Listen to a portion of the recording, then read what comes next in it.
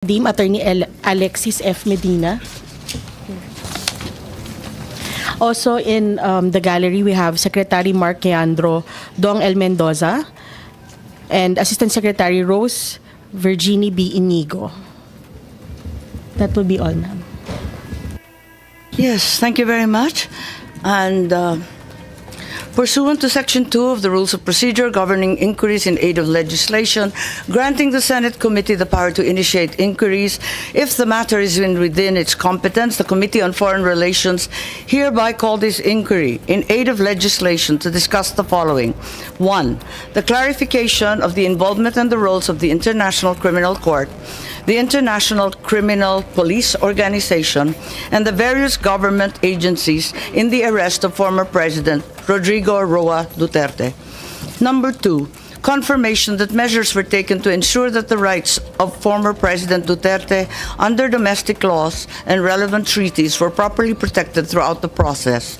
And Number 3, that such other matters that may aid the committee in crafting necessary legislation on the coordination between Philippine authorities and international tribunals and law enforcement organizations. Having stated the agenda, I invite you to join me view the video clips collected during the incident.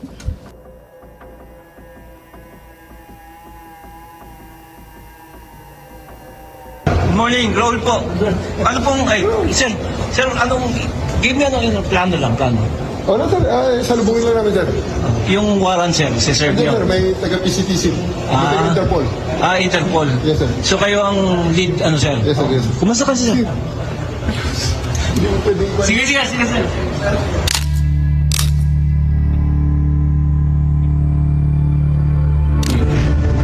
Warrant.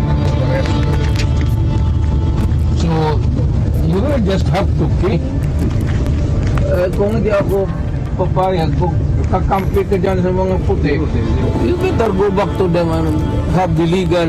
I am a citizen of this country, a former president, and you show me a piece of paper and you're asking me to go with you. That is a serious illegal detention. Former President Rodrigo Duterte cries out illegal detention at Villamor Air Base after he was served an arrest warrant from the International Criminal Court. The former president was arrested upon his arrival at the Ninoy Aquino International Airport on Tuesday, March 11.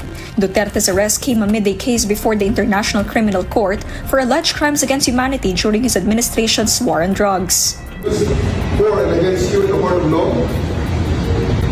And I want to ask you sir if you understand these rights. Of course, coming from you, very clear.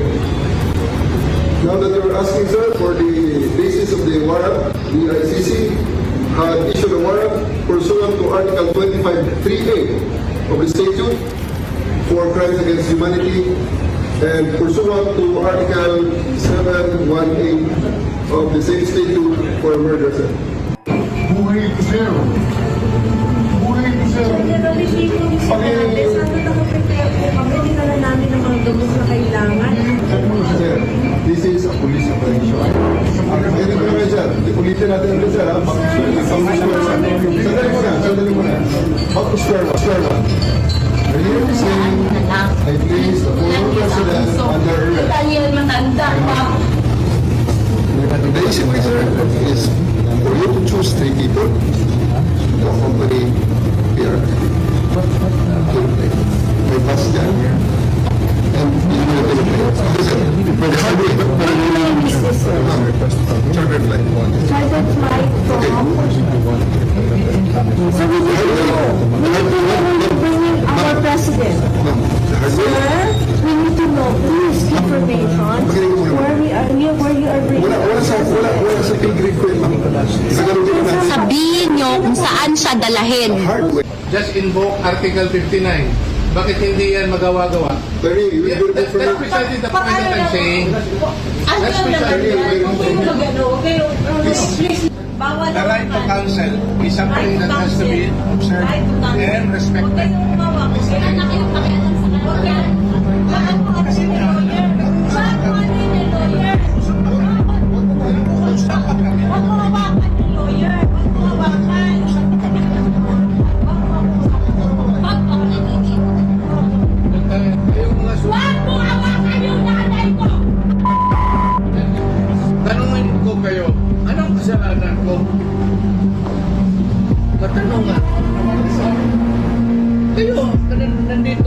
ikaw, tanungin kita, anong kasalanan ko?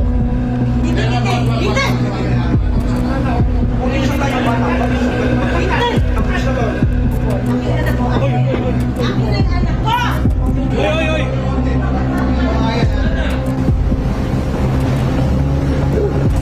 Hihilain ko yan. Hihilain ko yan. Ako maniwala ka, hihilain ko yan. Takot akong manas. Pero hihilain ko yan. Isa ka rin dyan. You have to kill me to bring me to Hague.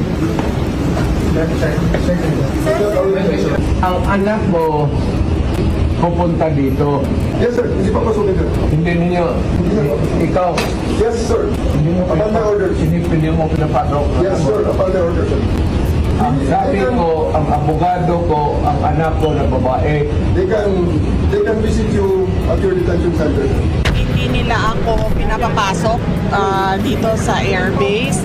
Nakiusap ako kung pwedeng makausap ko personal si former President Rodrigo Duterte para mabigyan ko siya ng instructions and then makabigay din siya ng instructions sa si General Marbil daw ang in charge ng buong Villamor Military Air Base. Saan ka ba naman nakahanap ng military airbase na chief PNP ang in charge at siya ang nagsasabi kung sino ang pwedeng pumasok at hindi pumasok. But you're the second highest official dito sa ating bansa. Pero parang pamumulitika ba ito sa tingin niyo? Alright, oo. Very much pamumulitika ito. Kahit ang ibang bansa nagsalita na.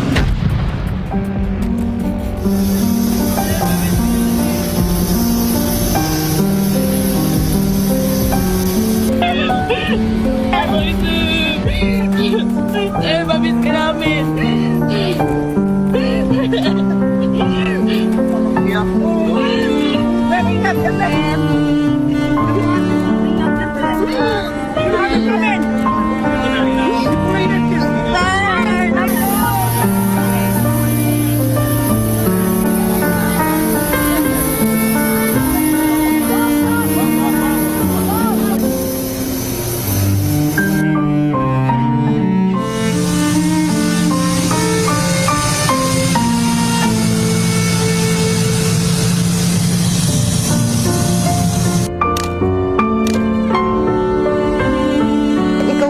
Plano ng lahat ng ito? Hindi naman. It was a group effort. Secretary Chidoro was there, Secretary Amyong was there too, and the President and I.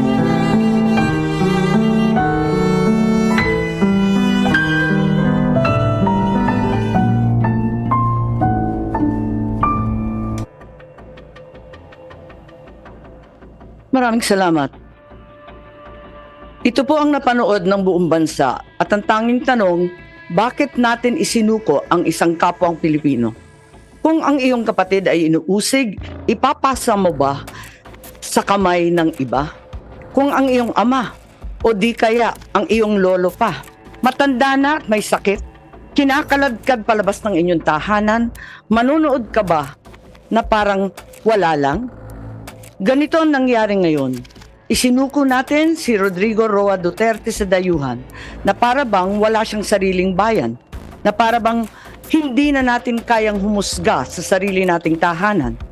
Here we are watching as a fellow Filipino, a leader, a father, a grandfather, a man who served this country is taken not by his own people, but by outsiders who claim the right to judge him. Sabi nila, batas ang dapat manaig. Tama. But whose law? Ours or theirs? Since when did the Philippines become a province of The Hague? Kung kaya nilo itong gawin sa isang dating pangulo, sino na lang ang susunod? If they can march into our house and take one of our own, what stops them from doing it again and again? To you, to me, to any of us. What protection can we guarantee our OFWs eking out a living overseas? This is bigger than Duterte. This is about our dignity as Filipinos. Ngayon pa lang ito nangyari sa buong kasaysayan ng Pilipinas. Pero paano kung mauulit? Paano kung sa susunod, ibang Pilipino naman ang kinaladkad papalabas? The Senate will seek answers, and if there is indeed wrongdoing, We will make certain to put up safeguards so this never happens again. We are not here to fight, least of all, to fight each other. We are here to find the truth. Because a country that does not demand answers will always be at the mercy of those who dictate the questions. Ang hustisyang ipinapataw ng dayuhan ay hindi hustisya. Ito ay pang-aalipin. Ito ay pagkontrol. At mga kababayan ko, hindi tayo alipin. Tayo ay Pilipino. At kung Pilipino ka, hindi mo kailanman isusuko ang iyong kapwang Pilipino. Hindi mo isusuko ang iyong pagiging Pilipino. We call on Senator Bongo, who also has a preliminary statement.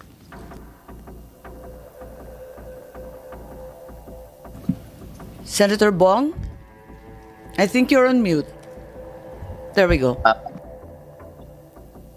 Good day, Madam Chair, distinguished colleagues, to the resource persons present in this hearing. Ang pangunahing tanong ko po sa hearing na ito, paano at bakit tayo umabot sa ganitong sitwasyon? Meron naman tayong umiiral na hustisya sa bansa, meron naman tayong sariling mga batas at korte. Bakit pinayagan po ng gobyerno na nakipin po ang isang Pilipino sa sarili nating bayan? Sabi nga ng mga nakakarami, too late the hero. Kaya kung ano man ang lumabas sa hearing na ito, si dating Pangulong Duterte ay ngayon nasa The Hague na po, Netherlands na po. Ano bang pwede pang magawa? I respect the initiative of this committee to hold the Senate inquiry. Bagamat nirespeto natin ang pagdinig na ito, sinasabi ko rin po ang aking mga hinanakit na parang too late na po. Walang problema sa akin mag-hearing kahit araw-araw po. Pero ang tanong, may babalik niyo pa ba si Tatay Digong? Yan ang tinatawag ko na too late the hero na po. Useless lahat ng hearing na ito kung hindi na po may babalik si Tatay Digong. Kung kaya, pakiusap ko lang, kung kaya niyo po siyang dalhin doon in less than 1 day, sa loob po ng 13 na oras, dapat kaya niyo rin po siyang ibalik dito sa lalong madaling panahon. Dahil nangungulila po ang Pilipino at hindi kayang tanggapin ang nangyari sa kanya. Bilang isang mambabatas, nandun ako sa NAIA nung lumapag ang eroplanong sinasakyan ni dating Pangulong Duterte. Hindi po ako pinayagang makapasok.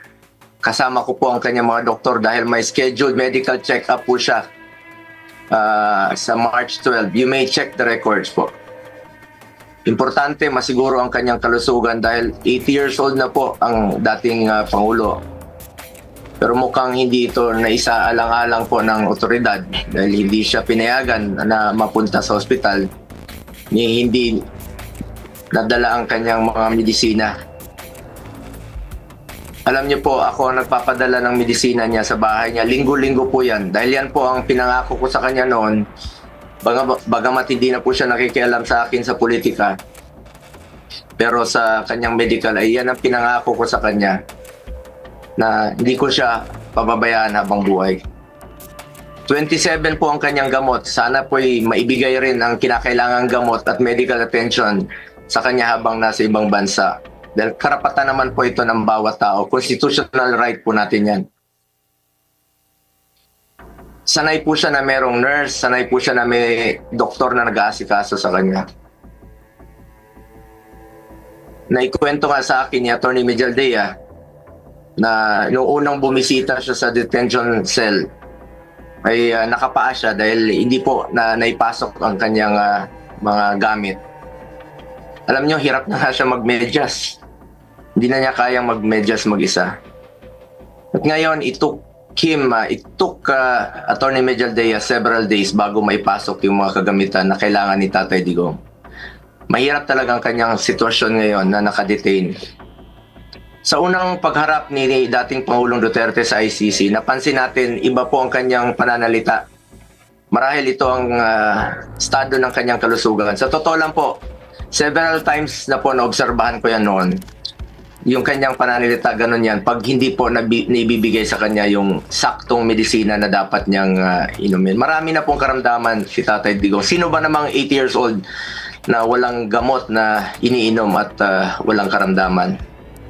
Yun po ang aking kinakatakot sa ngayon, ang kanyang kalusugan at ang kanyang kaligtasan.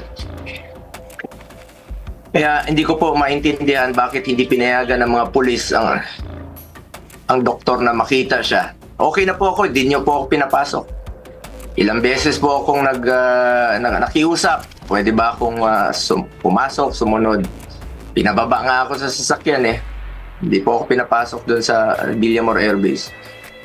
Pero nakiusap po ako na unahin na lang po yung doktor niya at yung ambulansya.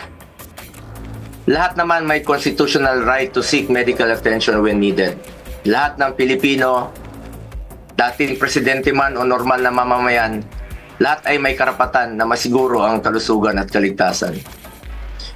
Nakakalungkot na isang bagay na ating ipinaglaban para sa Pilipino, hindi maibibigay po sa dating Pangulo na minamahal ng marami. Ganyan ba po ang dapat na trato sa taong minahal ang bayan at minahal din ng taong bayan?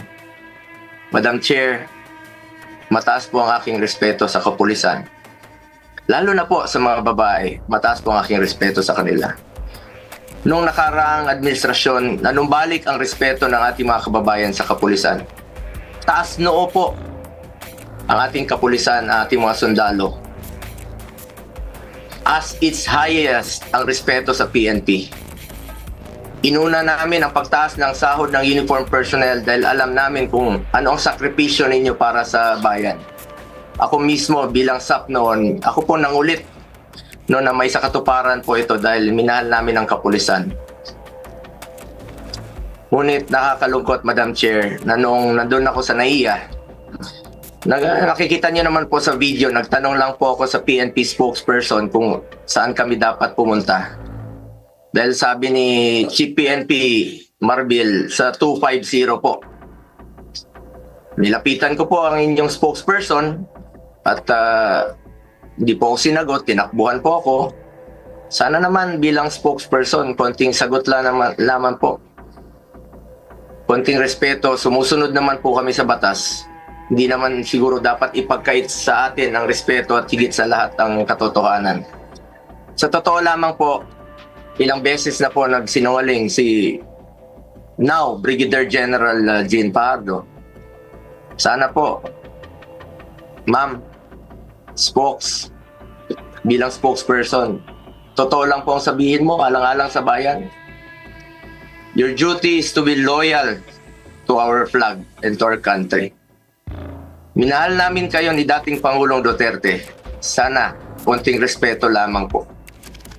Kung nagawa nyo yan sa akin, magsinungaling, mas nagagawa nyo po yan sa ibang tao. Respeto lamang sana. Gaya ng pagrespeto at pagmamahal namin sa uniform personnel. Pangalawang beses na po ito na hindi ka sumagot ng totoo. Sa interview mo, sinabi mo nagpupunas lang ng pawis ang ilang pulis na nakuna ng video na umiiyak habang inaaresto si Pangulong Duterte. Mapigilan mo bang umiyak? Nasasaktan po yan. Doon lamang po tayo sa katotohanan at piliin nyo lang laging magsabi ng totoo alang-alang sa bayan. We must always entrust our loyalty to the Filipinos, to our flag, and to our country. Di naman po parating sinasabi ni dating Pangulong Duterte sa inyo. Just be loyal to our country and to our flag.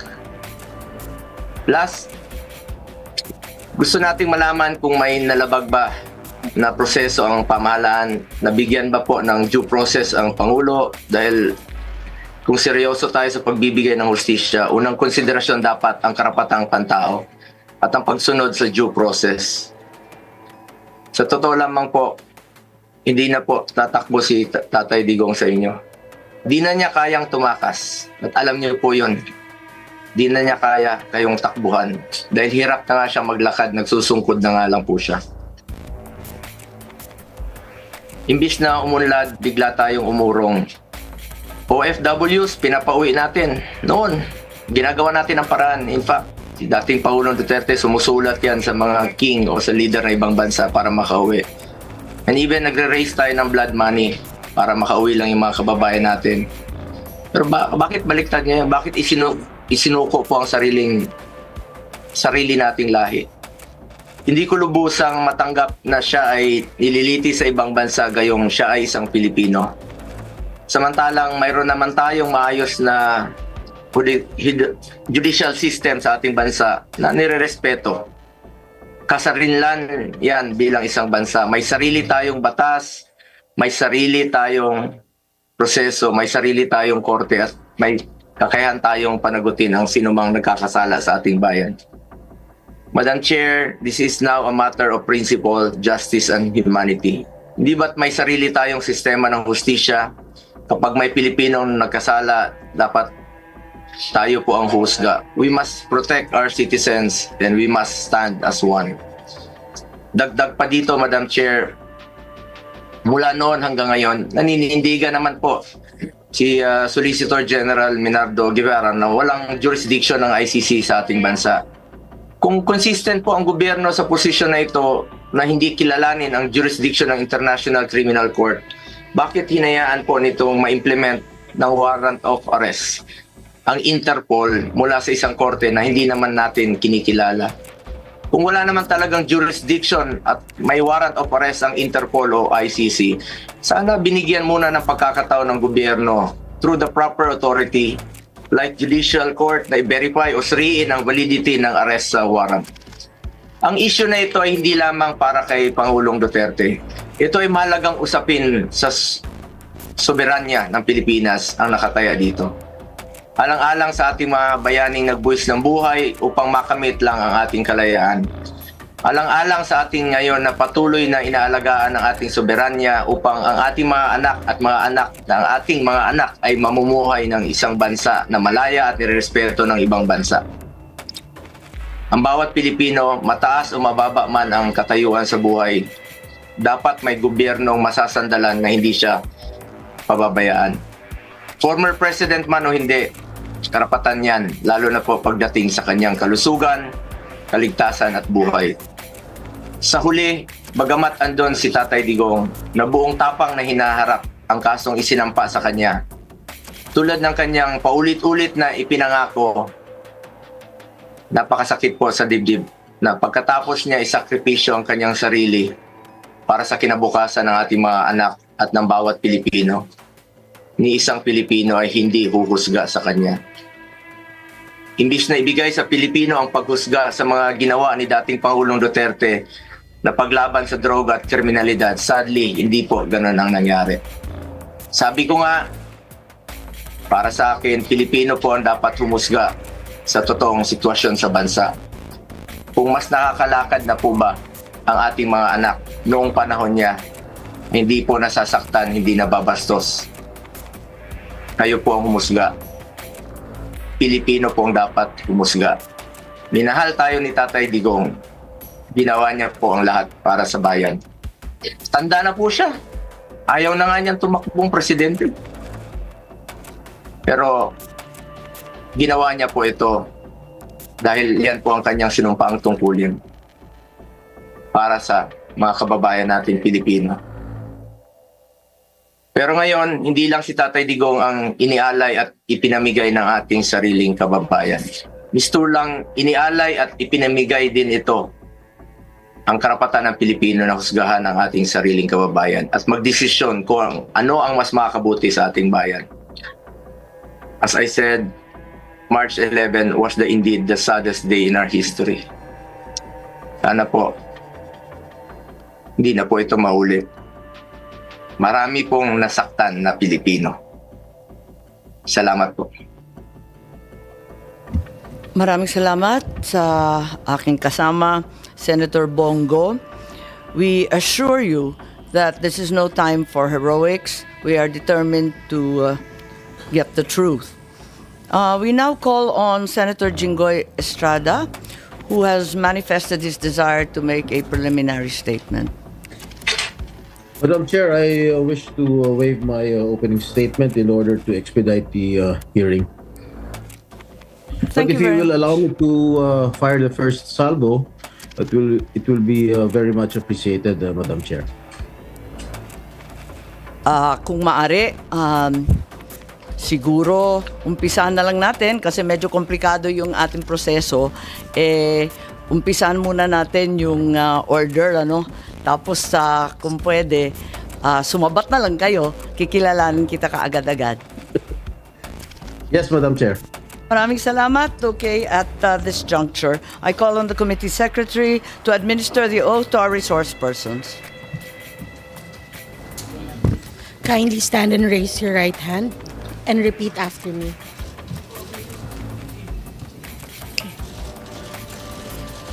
I state your name.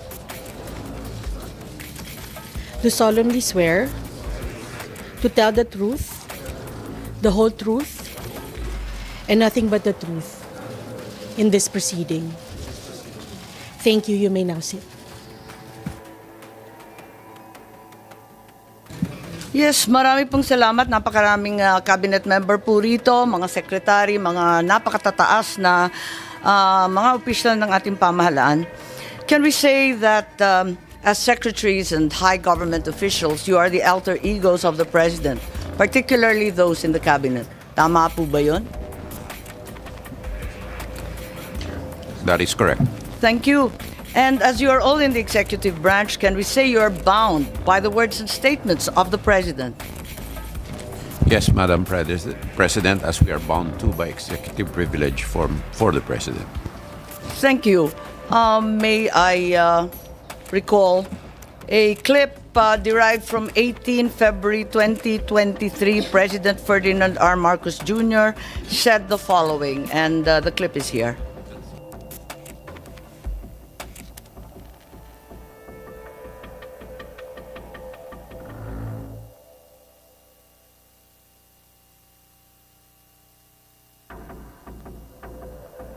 Oo, hindi, at bakit. Papayagan ko sila dito, pero magturista lang sila. I'm sorry, this seems to be an earlier statement, 2022. Unawa ko sa ICC, the ICC is there pagka walang judiciary na nag-ooperate sa isang bansa. Dahil nagkagera, dahil nasira lahat, the economy has collapsed, etc., for whatever reason. Diyan papasok ang ICC. We have a functioning judiciary.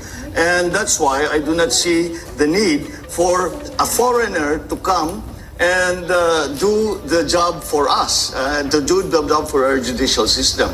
Our judicial system is perfectly capable of doing that. And it also raises a great many questions about jurisdiction and sovereignty. What is their jurisdiction to come here into the Philippines and conduct an investigation? Is that not a violation of our rights as a sovereign nation in the community of nations? Those questions need to be answered before they can be allowed any investigation. Senator Bongbong, maraming salamat. Oh my, that went very quickly. Maraming salamat. Thank you for your time. God bless you. No. You have misread it. We do not cooperate with the ICC. That is the position of this government. Pero sa nirad notice po ng Interpol, we will be obliged to participate. As Secretary Remulla explained before, we have obligations to Interpol, and we have to live up to those obligations. And therefore, the next step, Okay, let me say this for the 100th time. I do not recognize the jurisdiction of ICC in the Philippines. I consider it as a threat to our sovereignty. Therefore, the Philippine government will not lift a finger to help any investigation that the ICC conducts. However, as ordinary people, they can come and visit the Philippines. Pero hindi kami tutulong sa kanila. In fact, binabantayan namin sila, making sure that hindi sila that they do not come into contact with any agency of government. And if they are contacting agencies of government, na sasabihin yung whatever, policeman, local government, sabihin nyo, wag nyo sasagutin. Yun ang sagot natin, that we do not recognize your jurisdiction, therefore we will not assist in any way, shape, or form any of the investigations that the ICC is doing here in the Philippines. Okay. Thank you, sir. That's it. All right.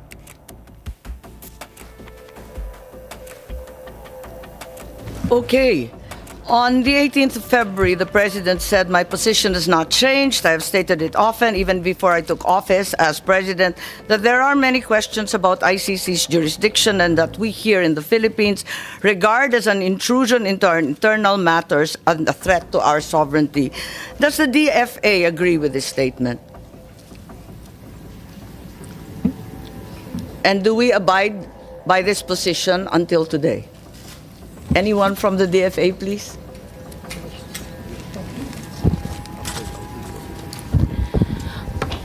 Madam Chair, good morning. Yes, you're recognized, Yusek. Yes, thank you. Well, as I speak right now, the Philippines is not a member of the ICC. And the DFA defers to the Department of Justice as the implementing agency when it comes to cooperation on ICC matters. Madam Chair. Yes, so to the best of your knowledge and in the consideration of the DFA, we are not a member of the ICC. Yes, Your Honor. Thank you. And the DOJ, having been referred to, may I call on Secretary Remulla, please, to clarify this issue. We are not members of the ICC, ma'am. So, whatever relationship we have with the ICC is on an arm's length basis if we have to talk to them, but we have never spoken to them. I'm sorry, Secretary, I didn't hear you. Whatever relationship we have is on an arm's length basis, meaning very transparent if ever, but we have never spoken to them. Arm's length? Yes, ma'am. So you have had contact even at arm's length? We do not have any contact. What we're saying is we are very transparent about what we do, and we have never had any contact with the ICC. So you uphold the statement of the President saying that the ICC has no jurisdiction here in the Philippines. Is that correct? Ma'am, jurisdiction of the ICC is throughout the world. We belong to a community of nations that is tied together by a legal system called international humanitarian law. It is something adopted by more than 150 countries in the world. International humanitarian law, which became a law in 2009 or 2010. And that law, that domestic law, is what we adhere to in this case. Are you referring to RA 9851? Yes, ma'am. Because you indicated the date of 2009, is that correct? Yes, ma'am. Thank you. So therefore, we are not members of the ICC. We are not members of the ICC since President Duterte withdrew our membership in 2018, effective 2019. Okay. That being the position of the DILG, I assume that Secretary Remulla in the DILG also maintains the same. Yes, ma'am. I defer to the wisdom of the Department of Justice. And the PNP, General Marbil, please. Yes, Madam Chair. Thank you. If that is therefore an unqualified yes, and you are in agreement with the President that the ICC has no jurisdiction whatsoever, what was the DOJ referring to as the ICC's jurisdiction in the Philippines being different from us being a member? What is the distinction, please? Ma'am, the ICC tries people for individual crimes, not states. So the Philippines, as a state, cannot be called upon by the ICC to do something for them. But when the ICC is running after individuals who are Filipino citizens, then that obligation becomes another kind of obligation. So that therefore the Senate ratification of the ICC at the time that it was ratified is of no weight. Regardless, you will fall under the jurisdiction of the ICC under well, for individuals, international. Yes, madam. That is your belief, DOJ. Yes, madam. When there are individuals being asked by the ICC to explain, it is another matter. As a state is different from an individual. We all know that we have to the individuals being charged by the ICC will have to face the ICC. I'm perplexed. The DFA made it very clear that as we withdrew, we are no longer a state party to the treaty, and now you're saying that we can nevertheless fall under the ICC, under the generic rubric of international humanitarian law. So it doesn't matter whether you sign or do not sign, whether yes, ma'am. you ratify it doesn't matter, ma'am. It makes no difference. It doesn't make any difference anymore. Are you certain? I'm certain. Okay, Attorney Saret, please, from DFA. Is that the position of the DFA? Madam Chair, I concur with my USEC, the current acting SFA, that as far as we are concerned, we're no longer members of the ICC. And as non-members, can we possibly fall under the jurisdiction of the ICC under the rubric of international humanitarian law? Is that correct? Yes, ma'am, I think, because we, under the... What's the use of signing or ratifying a treaty if it bears no weight? Yes, ma'am. I defer, ma'am, to Secretary Remulla. May I? One, ma'am. I think it's your purview, your DFA. Yes, ma'am. But yes, ma'am, technically we are no longer a member of the ICC, but we might be obligated under residual jurisdiction, as what the Supreme Court in one case already mentioned, that we still have residual jurisdiction. Thank you, Madam Chair. Yes. Madam Chair, if I may. I'm a little bit perplexed, given that you are part of the executive. The president has said, as he said for the 100th time, that we are not under the ICC. Why is the SOJ now saying that we are nevertheless, somehow, in some miraculous way, under the rubric of the international humanitarian law, still under its jurisdiction? Your Honor, it is not the Philippines that is under the jurisdiction. It is the individuals who are charged by the ICC, which is under the jurisdiction. There is a distinction, ma'am. Please explain. As non-members of the ICC, and as a state, the ICC has no jurisdiction over us as a country. But over the individuals who may have committed crimes that violate international humanitarian law, that is a universal value being held by the whole world today. That people cannot cross borders and hide behind boundaries so that they can run away from the law. International humanitarian law is something adopted. The principles are adopted by more than 150 countries throughout the world, Your Honor. Are you of the position, therefore, that international humanitarian law, as you said, is customary law? Is that the consideration? It is already customary law now. As we speak, it has become customary law throughout the world. Are you aware that procedural and admin matters do not form part of customary law? Surely the Secretary is well aware that procedural and administrative matters will still have to comply with the laws of the land. Of course, Madam. This goes without saying. Okay. Thank you. Senator Jinggoy, I think you wanted to interject at this juncture. We recognize the Senator. Yes, Madam Chair, thank you very much. The DFA, the DOJ, the DILG, and the PNP has already admitted that we are not members of the, the Philippines is not a member of the ICC. Therefore, why did we surrender a Filipino citizen before the ICC? Anyone can answer, Madam Chair. We surrendered an individual to the ICC who was a subject of a warrant of arrest. That's what we did. I did not hear you again. Mr. Senator, we surrendered an individual to the ICC. We did not surrender as a country, but he was surrendered due to a warrant of arrest issued by the ICC through the Interpol.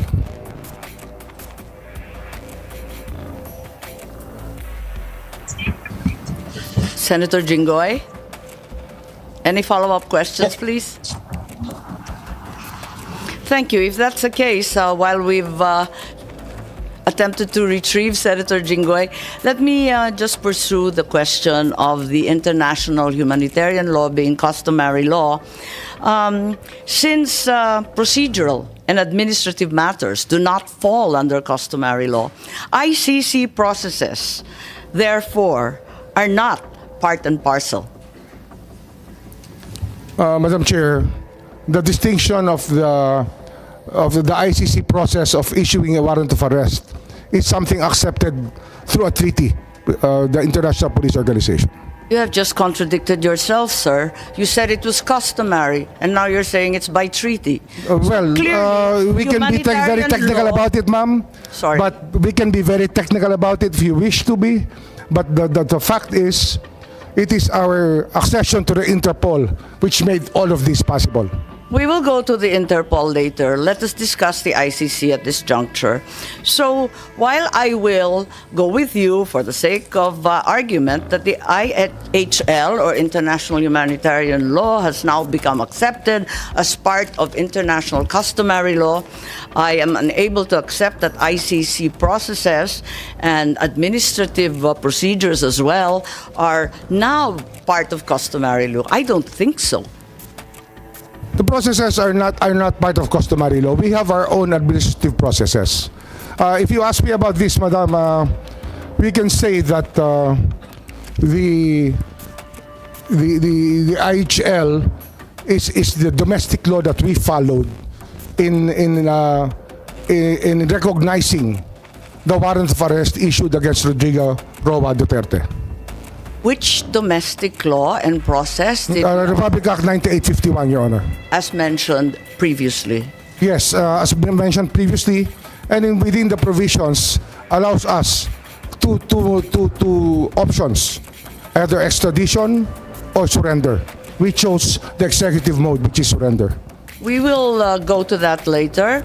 But at this juncture, therefore, I get an acceptance from the Secretary that, in fact, the processes that should have prevailed should have been those stipulated under RA 9851, or our own local law. We follow the process, ma'am. Thank you. So that's correct. On the same day, if I may proceed, the President also said, I do not see what its jurisdiction is, referring once again to the ICC. Can we bring back the video? I think there is a statement there. I feel that we have in our police and judiciary a good system. We do not need assistance from any outside entity. Again, as part of the executive department, you have subscribed to this view, I assume. Yes, Madam. So to clarify, the statement means that the President was not recognizing the jurisdiction of the ICC over the crimes allegedly committed by the former President. Is that correct? We do not recognize the jurisdiction of the ICC over our country. What we recognize is the jurisdiction of the ICC over individuals who may have violated international humanitarian law by committing murder and other heinous crimes. If I may, I think the President was referring to the jurisdiction of the ICC over crimes, specifically crimes committed by PRRD. Isn't that so? Can you rephrase your question, ma'am? Well, you said that while the ICC has no jurisdiction over the Philippines as a state, it maintains jurisdiction over individuals and crimes under the international humanitarian order. Yes, ma'am. Right. What the President said is that there is no jurisdiction over the crimes committed by the former President. Well, because we have a functioning police and judiciary system. Unless you submit that we don't. Submit that we don't what, ma'am? That we don't have a functioning police force. We have a functioning police force. Judiciary. We have a judiciary. But what we are dealing with here is crimes committed 14 years ago to 2019. We're talking about a timeline, Your Honor, that we were not even here yet, and that it is very hard.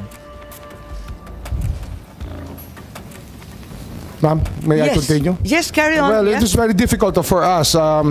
We made our commitments. The President made it very clear. We made our commitments to the United Nations that we would investigate all of these crimes committed during the drug war. And it was not a very easy task, ma'am, because the people that we expect to be cooperating with us were not. So, although we're still doing our investigations on the AJ case, on the extrajudicial killings committed during that time. Yes, I'm not reviewing the drug war. This is a Foreign Relations Committee hearing. Yes, ma'am. But in this statement, the President clearly means jurisdiction over individuals. It's very, very clear. There's no area for quibbling. And if you say there's jurisdiction over individuals, I don't believe that you are in agreement with your President. As a matter of fact, the ICC does not try countries, after all. They do try. Our views evolve during times, at times. And I don't know if he still has the same view up to today, because we are talking about a clip which was done 1.5 years ago. Our minds can change, ma'am. We cannot just stay in one rut and say that this is the absolute, because our minds may change, and we are allowed that by the law of man and the law of God. Yes, of course. Of course, we all change our minds, and Mr. Secretary. So you are saying that the President changed his mind? Well, I cannot speak for him, Madam. I cannot speak for him. Your conclusions are really your own, and I cannot adopt your conclusions here. They're not my conclusions. It's a bold statement, which really... Well, your statements of belief are your own, ma'am. I cannot adapt to your statements of belief, but I respect them. The statement of the President is very, very clear-cut. I would like to show also a letter in December of 2023. Do we have it on hand? Can you enlarge it so that it's much clearer?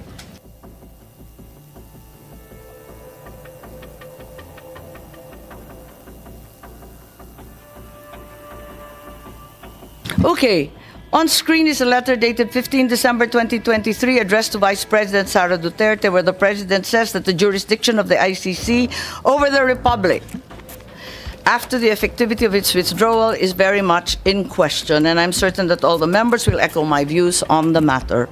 Would you like to comment? Anyone would like to comment on the said letter? Is it correct that if this was in fact a work in progress, as stated by Secretary Remulla, as of 15 December 2023, all the secretaries and undersecretaries already holding such positions at that time also viewed the ICC as having no jurisdiction over the country, as stated by the President himself in the letter? We did not assist the ICC, ma'am. We continued with the very tenor of the letter, that we did not assist the ICC. We never had contact with them. The investigation that they conducted was through their own methods, and we did not in any way assist them. As said in your letter, we cannot. It's not my letter, sir. It's the President's. It's a President's letter. We did not assist them. I think that's not the question.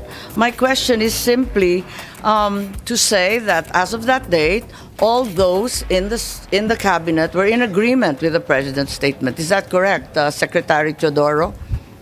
As of 15 December. Ma'am, the President's statement is binding, and I defer to Secretary Remulla that we did not. That no government agency, the DND, never cooperated with the ICC as in accordance with the statement. Okay, and are there any other secretaries who'd like to verify that? We have Director Anyo, Director General Anyo. I believe you are cabinet rank as well, and the NSC sits with the President. Is it correct to say that everyone maintained the same position? Yes, ma'am, that's correct. But we did not assist the ICC in their investigation. I don't think at this juncture we're asking about assisting the ICC. All we're asking is whether, in fact, you all agree that the ICC had no jurisdiction? I think, ma'am, what we're talking about here is if it's in the case of the former president, the case was committed while the Philippines is still a member of the ICC. Okay. I don't know, is there anyone of cabinet rank as well? I'm certain that the DFA will probably hold the same position, that you were all in agreement with effectively your boss as his alter ego, that the ICC had no jurisdiction, as stated in the letter quite clearly. Yes, Your Honor. Thank you very much, Yusek. Okay, and then in January of 2024, the president then said, let me say this for the 100th time. I think we've seen that clip before. Can we bring it back? Yes, for the 100th time, I do not recognize the jurisdiction of the ICC. The Philippine government will not lift a finger to help any investigation that the ICC conducts.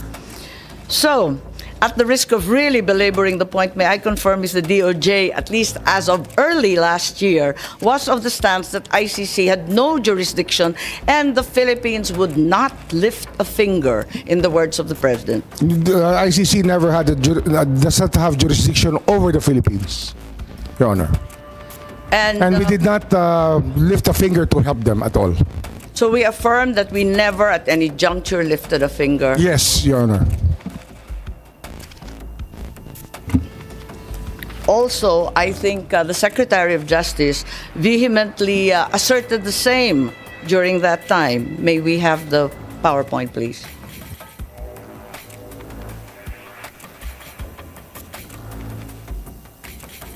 Are these your words, Secretary? Yes. Those are my words. Right. And there is no jurisdiction, and we have an inherent right to determine our own legal framework and address internal matters. Yes, Your Honor. So also there is an assertion that our justice system is robust and functional. Your words, sir. Yes, Your Honor. However, 10 days later, after Secretary Remulla gave the above statement, on 20 February, there seems to be a slight yet significant change in the tone of the president's rhetoric when he said, I am not certain if we have the PowerPoint. Do we have a slide with the president? I don't approve or deny it, but you know the ICC, haven't done anything illegal. We will do something about it. We are an open country. Maybe clarified as to what the president meant, given that there seems to be a determined change in attitude, that in fact we are an open country. And until they being ICC, do something illegal, wala siyang gagawin para hintuin sila. Parang naiba ang usapin. I will have to ask what question was asked of the president before I make any response, because I do not know what context the president said those words. I think it's not unclear. Hanggang may gawin sila na illegal. May I ask the PNP, the DFA, anong ibig sabihin if they do something illegal? Na nanghimasok sila, na may ginawa sila sa Pilipinas? Maybe I can answer that better, ma'am. An example would be to take an oath of somebody within the Philippine legal system.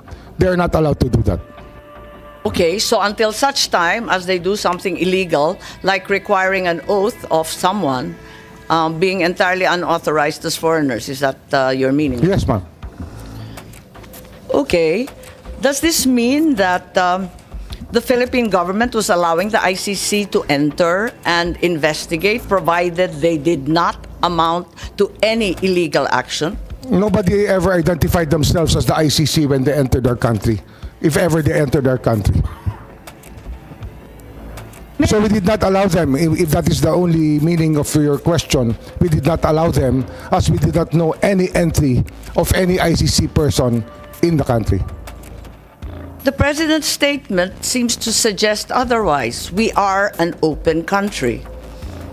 So yes, ma'am, but we could not. That there, in fact, were others coming through. Well, we suppose that people were coming in and out of our borders. We have millions and millions of people entering our ports and airports, and we cannot ask all of them if they are related to the ICC or not. We cannot do that, ma'am. Okay, perhaps we can call on Secretary Anyo. Did you have any information that, in fact, the ICC had resumed its investigation? Because clearly there is a pivot in the President's statement. Perhaps you can enlighten us? Ma'am, as far as the NSC is concerned, we have not monitored any investigation conducted by the ICC inside the country. So, at no point after the pre-trial chamber authorized the prosecutor to resume its investigation, did in fact resume its investigation in the Philippines? We don't have any information that they conducted an investigation here, but probably in their own nabanggit ng Pangulo na meron ng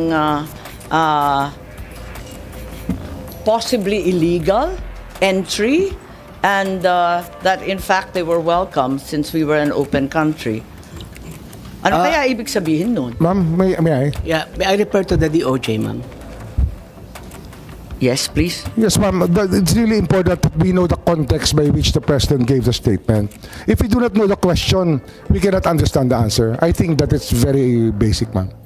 Yes, and we're all subject to the media. I just found this through the media. I am not aware of any specific or special context. My understanding is that it was an interview, as is usually given by public officials. Yes, ma'am, but it's usually the context by which we are asked a question that we give an answer. So unless we hear the exact question that he was asked, we cannot give you a complete answer to this question, ma'am. Perhaps this will be clearer. November 14, 2024, the President was quoted as saying, "If that's the wish of Duterte, we will not block the ICC. We will not just cooperate." I think this requires no context. It's pretty straightforward and direct. Well, we also want to know his response to what stimulus, because if there's a question, we want to know the question.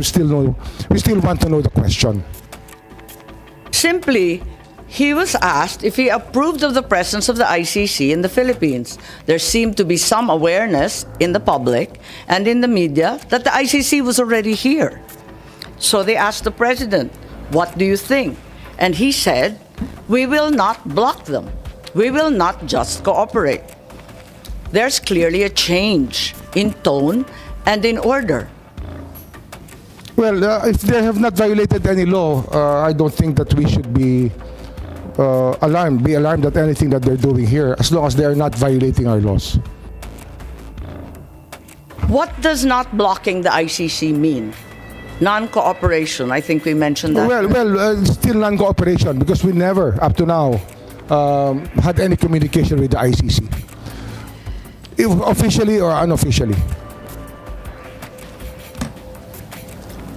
Again, I remind you of the President's statement earlier. We'll not do anything about the ICC as long as they don't do anything illegal. Isn't this tantamount already to blocking the ICC and not cooperating?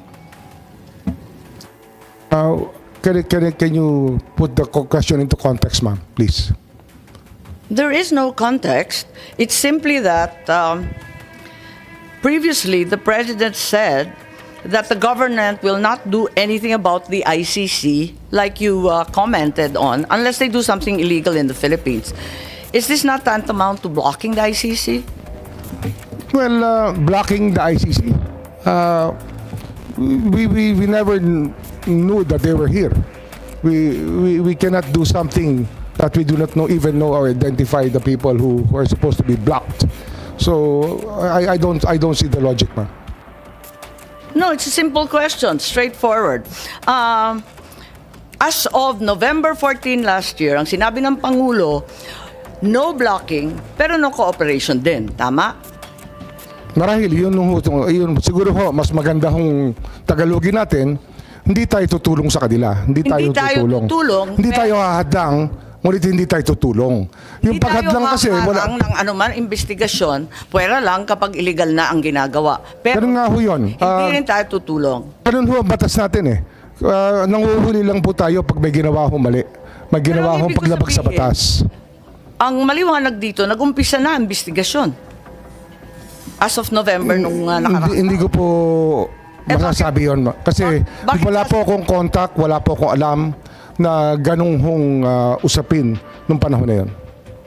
So ang ibig sabihin, hindi pa nag-uumpisa ang investigasyon, nagsasalita lang ang presidente ng kusa na depende nga ho sa tanong. Ang problema ho, dating salita. Ang problema ho, kung hindi natin alam ang tanong, paano natin malalaman kung paano ba dyan sinagot yung tanong sa ganung paraan?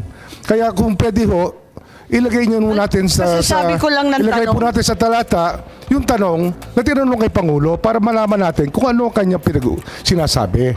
Kasi hindi ho ang ganitong salita po ay response po sa isang tanong.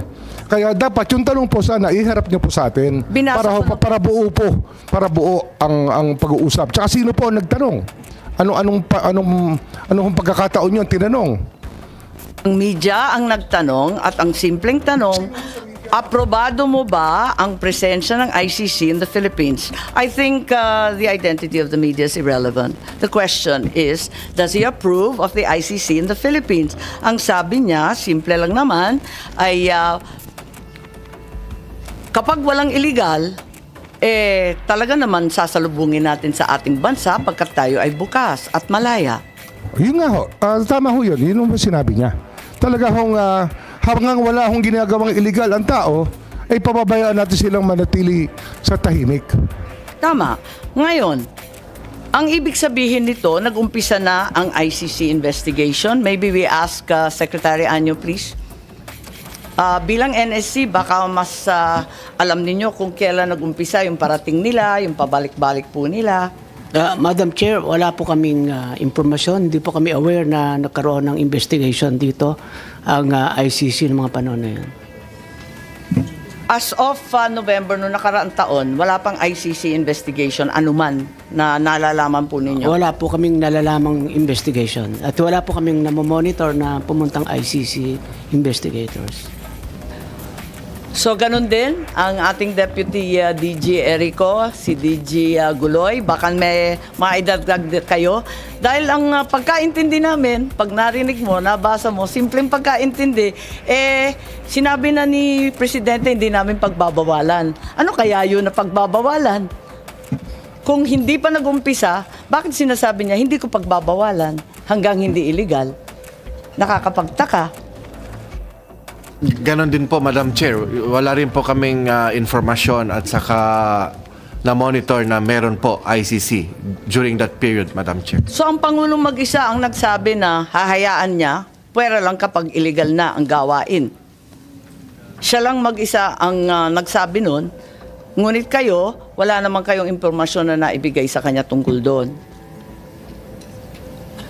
Opo, Madam Chair. Wala po kaming impormasyon na ibigay kay Presidente po, Madam Chair. Thank you. As we speak today, what is the stance of the executive? Does the ICC have jurisdiction over the crimes committed in the Philippines between November 2011 and March 19, 2019? We just follow the Supreme Court's dictum in the case of Pangilinan Cayetano. And that is? That is, the residual jurisdiction is there up to 1 year from the date of withdrawal of the Philippines. Up to 1 year, right? Yes, Should madam. bring us to? March 2019. 2020. 2019. Yes, ma'am. So, pati yung residual jurisdiction na sinasabi po ninyo, hanggang 2019 na lang. Yes, ma'am.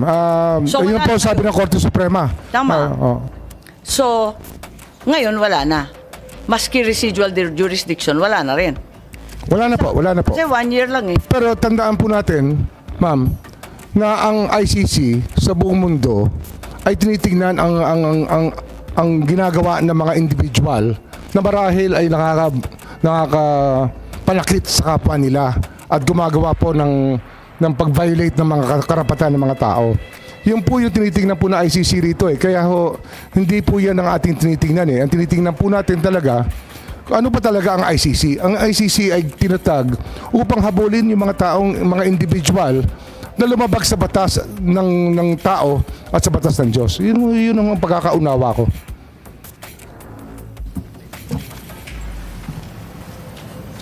Kung yung ICC may jurisdiction at hindi pa nag-umpisa ng anumang investigasyon nung nakaraang taon, nung Nobyembre, anong ibig sabihin ng presidente nung may pagbabago? Nung sinabi niya na hindi tayo hahadlang pero hindi rin tayo magko-cooperate. Ba't niya sinabi yon? Biglang iba na ang tono, biglang nagbago. Kayo nga nagsabi, dapat talaga nagbabago ang palaisipan ng tao. Ganun po talaga dapat ho. Hindi natin itataga sa bato ang pwede ho maging hindi totoo. Siyempre natututo tayo sa hapong panahon. Oo, natataldahan po tayo. Oo. Tama. So, ang ibig sabihin, ang Pangulo nagbago rin ang palaisipan. Marahil po. So, ang sa kanya, may jurisdiction na pala. Hindi ko ho pwedeng sabihin ng state of mind niya. Opo. Pero sinasabi ko lang ho, bilang tao, lahat po tayo pwede magbago ang pag-iisip. Hindi ko naman hinihingi yung state of mind po. Ang tinatanong ko lang, maliwanag naman yung statement na sinabi niya na pwede tayong magpapasok ng ICC sa ating bansa. Pwera lang kapag illegal ang ginagawa. Tama? Hindi ho natin sinasabing imbitado sila rito. Hindi ho natin sinasabi na haharapin natin sila. Ngunit ang tao ho ay labas-pasok sa Pilipinas. Pero hindi tayo po ay mga being very hospitable people, we welcome all people who want to partake of the beauty of our country. Ayun po yung ating pinag-uusapan dito. Pero hindi po ba yung mas maagang mga statement, yung mga unang statement, talagang hindi daw siya lalahok sa anumang investigasyon. Ngayon, hahayaan lang niya. Tama po. Marahil po, marahil. Sabi ko nga ho, nagbabago naman ang pagtingin natin lahat sa buhay. Hindi naman po ang pagtingin natin nung tayo 20 anyos at ngayon ay pareho pa rin. Sana naman tumatanda rin po tayo. Natututo rin po tayo. So do you mean to tell me that after saying 100 times that the ICC has no jurisdiction, the President at the 101st time changed his mind and determined that there was somehow some kind of jurisdiction that allowed them to come here and investigate? I cannot comment on his state of mind when he said that. I don't think it's a question of state of mind, sir. It's statements. His statement would speak for itself. When did the executive then change his mind, given that we are admitting he changed his mind, at least to some degree? Well, I cannot agree to the... I mean, the question, ma'am, is very vague, if you ask me. Hindi, nagbago, di ba? Nung una, sabi niya talagang haharangan niya. Because at as I said earlier, ma'am, tapos biglang sinabi na bukas ang Pilipinas. Kung nag-iimbestiga sila, papasukin. Pwera lang pag may ginagawang illegal o may krimen. Again, I can say that hindi ko ako pwede magkomento sa state of mind niya. Kung paano ho nag-iisip ang Pangulo, hindi pa ako tinatanong kung galit, wala naman akong tinatanong kung masaya. Yun ang state of mind ng tinatanong ko. Doon sa sinabi, hindi ba maliwanag na nag-iba? Sabi ko nga ho, lahat tayo nagbabago ng pag-iisip sa pagdaan po ng panahon. Okay. Tayo po ay natututo naman ng unti-unti at nauunawaan natin ng gusto ang mga pangyayari sa paligid natin. Kung aaminin natin na nagbago ang pag-iisip, bakit? At kailan nagbago yung pag-iisip natin tungkol sa jurisdiction ng ICC? Bakit? At meron bang dahilan? Baka may alam ang DND, baka may alam ang NSC para maintindihan natin kung saan na tayo ngayon. Kasi tayo ay nag-iimbestiga in aid of legislation. Gusto ko malaman saan ba tayo patungo. Ano na ba ngayon? Palibasa, eto nga, admitido natin, nagbago. Kung nagbago, saan na tayo ngayon? Siguro po yung pag-unawa po ng ICC jurisdiction. Kasi nung nag-a-appeal na pa tayo sa ICC na sinasabi natin na hindi tayo saklaw dito. Marahil yung isang pagising natin sa katotohanan na ang hinahabol ng ICC ay hindi naman bansa, ngunit individual. Marahil yun po yung pag-unawa na nagbago sa ating lahat. Kasi hindi naman po estado natin ang hinihimok ng ICC, kundi po yung mga individual dito na nagkasala at yung naging biktima po ng mga krimen at ng mga pamilya po ng mga biktima ng mga pagpatay nung panahon na yun. Okay. At sabihin natin may limited cooperation sa ICC. Sabihin natin, nung 13 November, si ASEC ES Bersamin pala, ay nagsabi that if the ICC refers the process to Interpol, which may then transmit a red notice to the Philippines, the government will feel obliged to consider the red notice. Parang may ganon, may statement ba dyan? Yung kay ES Bersamin. Alala ko po yung statement na yun. Naalala po niya. Oo. So, yung pagbabago ay malinaw kasi pati si Executive Secretary diniin na nagbago nga talaga. Tama po ba? Kasi sabi niya, lalo kapag may pulang notisya. Marahil dahil ito sa mga karanasan natin sa mga nakaraang buwan na tumutulong po ang Interpol sa ating bansa. Kaya ang paggalang natin sa Interpol ay ganun-ganun na lamang. Hindi po natin pinababayaan na magkasamaan ng loob sa Interpol sapagkat sila po ay ating inaasahan sa maraming pagkakataon. Tama, talagang lumalahok tayo at umaasa sa Interpol. Ngayon, nung January, kayo po nagsalita at tatanungin ko kung tama po ba to. At sinabi na the Marcos administration ay uupo kasama na ng ICC. Talagang uupuan na natin to discuss certain areas of cooperation. So, hindi na no cooperation, no blocking, no limit. Tatalakayin ang ibang mga areas kung saan pwede makipagkaisa. Tama ba yun? Hindi ko naalala yung statement. January 2025 po, sinabi ninyo, uupo kayo kasama ng ICC para malaman dun sa kanilang investigasyon ukol sa libo-libong pagpapatay ng drug war ni Presidente Duterte.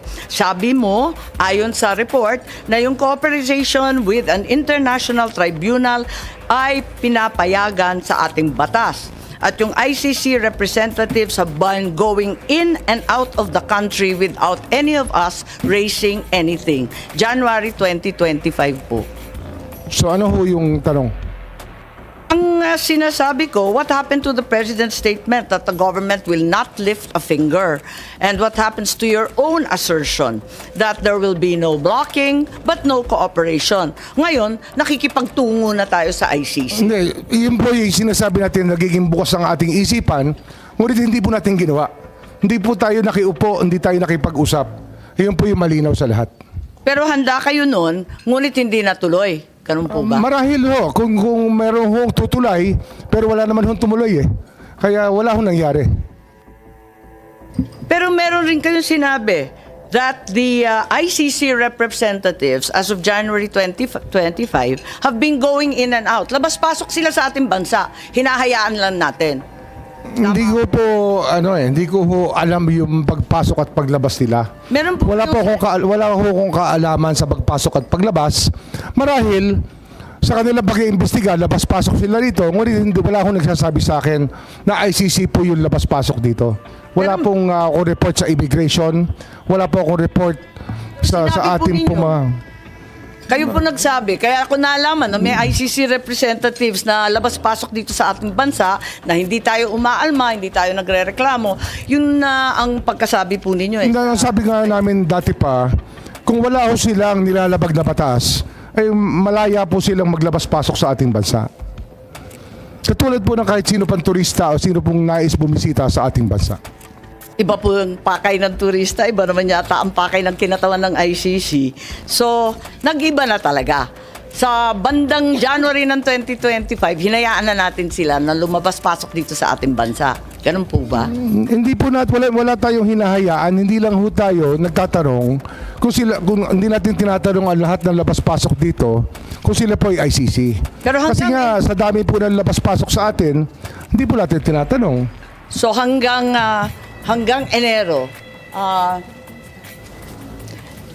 Enero nitong taon talagang maliwanag na labas-pasok na yung mga ICC, ano? Hindi ko po alam eh. Wala pa akong personal knowledge. I can only speak from personal knowledge. Narito kasi sa Philippine Star at sinabi na I know that as anecdotally from people I know from the human rights community, they've been in contact here. Oh, may mga nagkikwento po na may kausap silang ICC. So alam po ninyo. Kasi sabi mo in-identify pa ninyo yung source. Sabi ninyo yung human rights people. Nagko-contact na. Usap na. Di alam na ninyo na nandito na yung ICC. Ay, hindi ko nalalaman kung nandun sila. Sinasabi lang nila may kausap sila. Hindi ko sinasabi ko saan sila nag-usap at paano. Pero, siyempre marami hong gustong tumulay. Ngunit hindi naman natin, hindi ho nagkaroon ng pagkakataon na makilala talaga namin na ICC o makaharap. Kahit kailan po hindi namin nakaharap ang ICC. Pero alam ninyo na may galaw na sila at nag-iimbestiga na sila. 7 taon na po silang gumagalaw, ma'am. 7 taon na. Hindi naman ngayon lang yan eh. 7 years ago, the ICC was already investigating what happened during the drug war. What happened 7 years ago? Parang nahinto eh. Bakit sinabi natin na hindi na tayo yun lang po yung aking recollection kung kailan sila nagsimula. Na parang 2016 nga, baka 9 years ago pa. Sinimulan na po nilang bantayan ang ating drug watch, yung ating drug war, noong nagsimula po yung patayan. Pero matibay ang ating kalooban, matibay ang paninindigan natin na hindi natin tutulungan at talagang tututulan natin pagkat meron tayong sariling pulis, may sarili tayong mga korte. Ang liwaliwanag nun. Opo. Bago lamang. Meron po tayong panahon na binabantayan dito. May panahon po tayong binabantayan dito. 2016 hanggang 2019 ay doon po ang kainitan ng drug war. At ito po, ang dami ho lumalapit sa aming opisina, humihingi ng tulong na maimbestigahan yung magpatay kung kani-kanino na lamang. Pero marami ho kaming talagang naging Kailan pumunta sa opisina ninyo? Kasi binabanggit ninyo, hindi pa Marcos administration, yung 2016 to 2019. Kailan nag-umpisa? Simula ho sila pumunta sa amin, 2022 na. So matagal na ho nakalipas ang mga krimen na nangyari. Pero nung umpisa, ang sinasabi natin, paulit-ulit, talagang hindi tayo tutulong at hindi natin hahayaan sila manghimasok. Maybe we can ask Secretary Anyo, sorry, kumakain po kayo, violation na naman ng human rights po to. Pero kung maaari bilang pinuno ng National Security Council, baka may naalam kayo tungkol sa pivot. Kasi parang nag-iba eh. Di nag-iba. Bakit nag-iba? Nung una, ang tindi ng ating paninindigan na hindi kailanman tayo tutulong sa ICC. Biglang lumambot. Nahahayaan natin pag pumasok sila. Tapos, pagkatapos nun, meron ng statement, uupo tayo. Kung may mamamagitan, pag-uusapan kung saan tayo pwede tumulong. Meron ba kayong alam, Secretary Anyo? Kasi maraming nagsasabi na kayo daw ang dahilan kung bakit nagbago ang isipan ng ating administrasyon. Madam Chair, palagay ko po ay walang basis po yung ganong klaseng allegation sapagkat ito po ay legal na usapan at hindi po kami nag-focus sa legal na usapan sapagkat ang sa amin po ay on the lens of national security. Tapos wala rin po kaming na-monitor na pumasok dito ng mga ICC investigators nung sinasabi ng mga panahon na yan. So wala kayong alam tungkol sa pagbabago ng isipan at polisiya ng ating administrasyon? Wala po, Madam Chair. At hindi rin kayo kasama sa pagpaplano ng aresto ni former President Duterte? Ma'am, meron po akong opening statement. Pwede ko po bang basahin? Siyempre, oo. In the meantime, if I may recognize the arrival of Senator Cayetano. Thank you. Please proceed, Secretary. Yes, ma'am. Good afternoon, everyone. I'd like to start by thanking the Senate Committee on Foreign Relations, chaired by Senator Amy R. Marcos, for the opportunity to clarify the truth about what transpired during the arrest of former President Rodrigo Roa Duterte and other related matters. I believe this is also a good venue for me and my fellow officials to clarify what really happened and to debunk and dispel the false accusations and fake narratives that have misled the public about this issue. As government officials, it is our duty to be truthful and to assure the public that our actions were proper and in accordance with the law. I, for one, have been the victim of relentless disinformation campaign aimed at destroying the integrity and credibility I have carefully built over 4 decades of public service, which began the day I entered the hallowed halls of the Philippine Military Academy. While public officials are not supposed to be thin-skinned, I have rolled with the punches for several days. However, the time has come for me to air my side. Therefore, I am grateful for the opportunity to speak before the Senate and present the truth. As a former member of the cabinet of the Duterte administration, it is also very hard for me to see the former president arrested.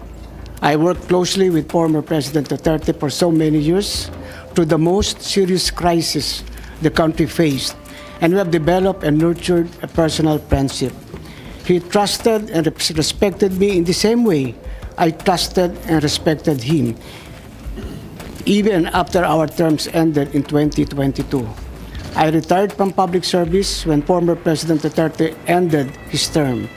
However, the repeated calls for public service came again, and 6 months after my retirement, I was appointed by President Ferdinand Marcos Jr. to be his National Security Advisor. I saw my appointment as a continuation of my service to the Filipino people across different administrations. As a soldier, my loyalty has always been to the Constitution and the chain of command. This has always been my principle when I served as the Commanding General of the Philippine Army under President Noynoy Aquino, then as AP Chief of Staff, and later as Secretary of the Department of Interior and Local Government under President Duterte, and now as National Security Advisor under President Marcos Jr. In its position, I have held under several administrations. I have never played politics. I do not have a political agenda, nor do I have, or will I ever have, political ambitions. I uphold the same principle in my role as National Security Advisor and Director General of the National Security Council. Thus, I'd like to state for the record that my role was limited to the mandate of my office to assess that the situation does not escalate into a national security concern. The implementation of the ICC warrant is beyond my mandate, and I had no part in it. And may I also state for the record that I am not aware of any core group, nor am I a member of such group that allegedly planned and prepared for the arrest of former President Duterte. In fact, it was only on Tuesday morning, March 11, 2025, that I learned that there was already an Interpol red notice and that the ICC warrant of arrest would be served. There was also no intelligence operation. The former president's presence in Hong Kong, as well as his return to the country, was a public knowledge since it was heavily reported in both mainstream and social media. It is utterly unacceptable and unfair that my name is being dragged into an alleged grand conspiracy. I firmly deny any allegations of a grand conspiracy. In fact, the events in March 11 were spontaneous.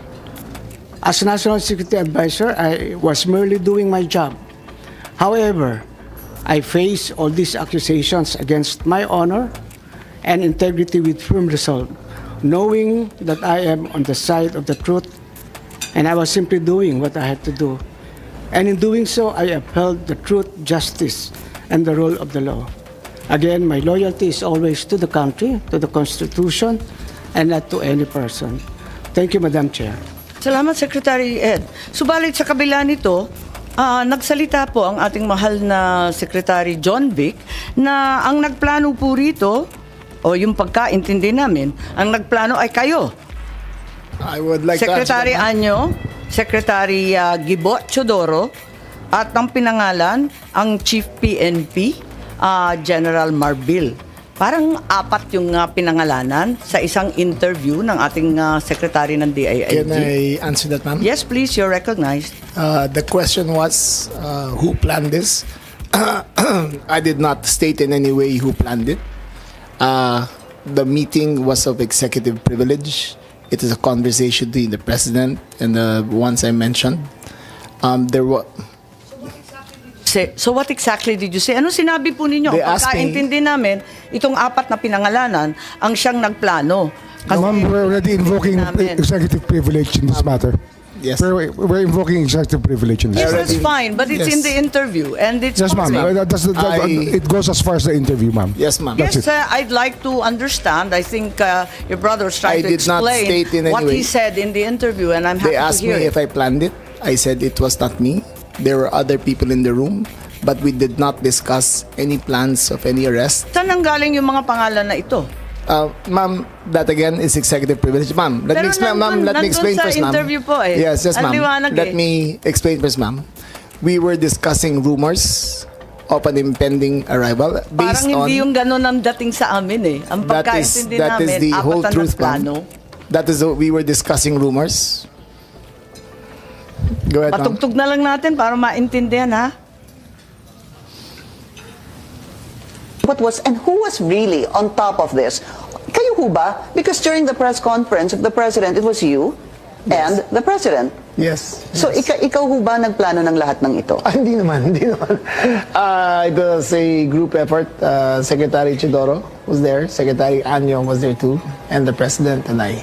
So, hindi naman ako. Ako lang ang natira. I stand by that, ma'am. Last man standing doon sa Malacanang. I stand by that. Kasi Secretary Chidoro was working out of his office. Napakaliwanag po ng sinabi ninyo. Wala namang mapakiyaw-kiyaw doon sa sinabi. Yes, ma'am. Patayin na muna natin. Napakaliwanag naman ang sabi ninyo. Hindi ako mag-isa kahit ako ang kasama ng presidente nung nagsalita sa press con. Hindi ako mag-isa ang nagplano. Isang grupo kami. Tapos pinangalanan mo. No, ma'am. Sinabi ninyo eh. I state, ma'am, again, executive privilege. But, ma'am, walang executive privilege kasi binunyag na ninyo sa TV. I must state it very clear, as I stated very clear, that there was no mastermind. We were discussing mainly about what the president's statements were in Hong Kong, and it was based all on that statement, ma'am. Sinabi ninyo na hindi kayo mag-isa na nagplano, kundi isang There was no grupo. planning, ma'am. Pero yun ang sabi eh. I said, hindi ako nagplano. May isang grupo na nagplano. We were all talking about a rumor, ma'am. And that was all. Rumor lang yun? Yes, ma'am. Group effort ang sabi mo eh. Ang tanong niya kung ikaw ang nagplano, tapos sabi mo, There was no hindi, planning, group ma'am. effort. There was no planning, ma'am. Anong in-effort ng group kapag hindi plano? I think that including into executive privilege already, ma'am. I think that we please respect I'm just our. asking him to explain the media. Yes, ma'am. But it's already a very thin dividing line between what transpires in a room between cabinet members and a media statement. But there's a very thin dividing line, ma'am. Understood. I hope that we can respect executive privilege. Understood, and the Senate and the Secretary Chidoro is fully aware. Every time there's a need to recess to executive session, I'm happy to do so, and I will do so when necessary. Pero ngayon, sinabi kasi sa TV, paliwanag naman ninyo sa atin kung ano ibig sabihin. Kasi ang sinabi, hindi ako mag-isa na nagplano, may grupo kami. They asked me if I had planned it. Sabi ko, I did not. I did not plan it. I said we were there. And not to skirt, ma'am, executive privilege, it was mainly because of the statements of the former president in Hong Kong that he said, in his words, ma'am, in Hong Kong, that, I think you have a clip, he said that, ang reading ko ay may ICC warrant of arrest na. That was the best of my recollection, ma'am. So anong pinag-group effortan? Anong To discuss the rumor, ma'am. Grupo na again, pinangalanan nyo? As far as I will invoke executive privilege, there was no, you cannot plan on a rumor, ma'am. Kaya nagtataka ako, again, bakit group effort? Chismis lang naman yun. Chismis nga. Yun nga, kung chismis, bakit mag-group effort pa? Tapos pinangalanan mo pa lahat na maraming nag-group marites sa effort? mundo to, ma'am. Dabis naman yung marites, dami-daming marites sa amin. It was a discussion of a rumor based on the statement of the president in Hong Kong. Nakakatuwa lang dahil chismis lang pala eh. Bakit sesentensyahan yung tao sa base ng chismis? It was a discussion of a rumor based on the statement of the president in Hong Kong. So you deny that you're part and parcel of the planning and that the other persons you named, hindi rin sila kasali dun sa pagpaplano? Again, ma'am, we were discussing the statement of the former president while he was in Hong Kong, that he said that there was he said, in his words, ang reading ko ay may warrant of arrest na ako. So that was the only basis of the conversation, ma'am. So ito yung group effort ninyo? Yes, ma'am. Pinagtulong-tulungan ninyo yung isang bahagyang chismis? It was, ma'am, all of that is, again, the statement of the former president, not ours. Okay, so walang kinalaman to. Pero para lamang sa kaprasong chismis, magtitipon-tipon pa yung mga sekretary ng kabinete. Nakakatuwa naman. Call it what you may, ma'am. Walang magawa. Opo, anyway, nabanggit na paulit-ulit itong Interpol, ano? At nabanggit na ng SOJ. At alam naman natin, yes po. Yes, Secretary Teodoro, please. Kasi kasali kayo eh. Alluded to, the Department of National Defense and the Armed Forces of the Philippines has no law enforcement mandate. Our sole mandate is to give support to the Philippine National Police when it is asked for. And therefore, such ends our jurisdiction. The operation is clearly a law enforcement one, and the Philippine National Police has the power to ask the armed forces to assist. And that is the extent of the participation of my department and the armed forces of the Philippines. And all other matters in supporting the Philippine National Police are covered by operational security. Tama po. Kaya hindi talaga chismis lang to. Meron talagang natanggap. At sinabi rin sa isang interview, alas 3 ng umaga, natanggap na yung notice of arrest nung Martes, March 11. Sinabi naman ni Secretary Remulla na si PNP General Marbil nakatanggap ng notice of arrest warrant alas 3 ng umaga ng Martes at sinabihan ang Pangulo ng alas 6. Nabasa niya na nga sa alas 6 ng umaga. So ibig sabihin, hindi po chismis to. Meron ng notice of arrest warrant. You're talking about 2 different days. Okay. March 10. Sige, clarify po ninyo para maintindihan namin. Was conjecture. March 10, chismis pa lang yun. Yes, ma'am. Dala nung salita galing sa Hong Kong. Yes, ma'am. Okay. March 11 was a formalized transmission by the ICC towards Interpol, and that was the first knowledge that this administration had of the presence of a action by the ICC directed towards Interpol, and that was the only formal knowledge that we had. So andun lang. So ang ibig sabihin, ang gobyerno hindi tumulong sa ICC sa application ng warrant. Nagulat kayo na dumating na lang yung dokumento. Yes, ma'am. Wala kayong kaalam-alam or paghihingi? None whatsoever, ma'am. None whatsoever. Ganon din yung SOJ, pati yung SND. Wala kayong balita, wala kayong hinikayat, wala kayong pakikiusap na ilabas na yan sa lalong madaling panahon. Wala po ako rito noon eh. Nasa Vienna po ako. Ma-attend po ako ng United Nations meeting sa Drugs and Crime, UNODC. Yung March 10 o yung 11 po? Parehong araw po, wala po ako rito. Ngunit nakikipag-usap ako sa telepono na tinatanong ko yung nangyayari dito sapagkat ang Department of Justice ay involved syempre sa bawat proseso. At kinakausap ko po yung mga pwede kong kausapin tungkol dito. Okay, so wala kayo dito pero kayo nag-anunsyo at lumabas sa balita na alas 3 ng umaga pa lang ng Martes andyan na yung notice of warrant. It was me, ma'am. It was me. Ba? Ibang Remulla yun? Baka na-confuse pati media. It was me who confirmed during the press conference of March on Tuesday, March 11, I think, that when the president asked me on when the notice of diffusion arrived, and I stated it was 3 a.m. Salamat. Okay. Si General Marbil, may idadagdag po kayo. Kayo daw ang nakatanggap eh. Ma'am, natanggap ko po yun ay more or less after ng 3 o'clock. So usually ito po talaga ginagawa namin pagka meron pong request ang PCTC Interpol, we act po dun sa kanila po kung ano po yung request ng PCTC Interpol. Maraming salamat, General Marbil. At Interpol ang binabanggit na natin ngayon, ano? So, yung Interpol, ang Pilipinas ay isa sa founding member. Isa tayo sa nanguna sa pagtatatag ng Interpol noong 1952. Interpol's purpose is to facilitate cooperation and assist member nations, no? So, crime information sharing, investigative support, specialized training, transnational crimes in particular are the focus of this agency, and this comprise terrorism, cybercrime, organized crime, financial crime, and anti-corruption.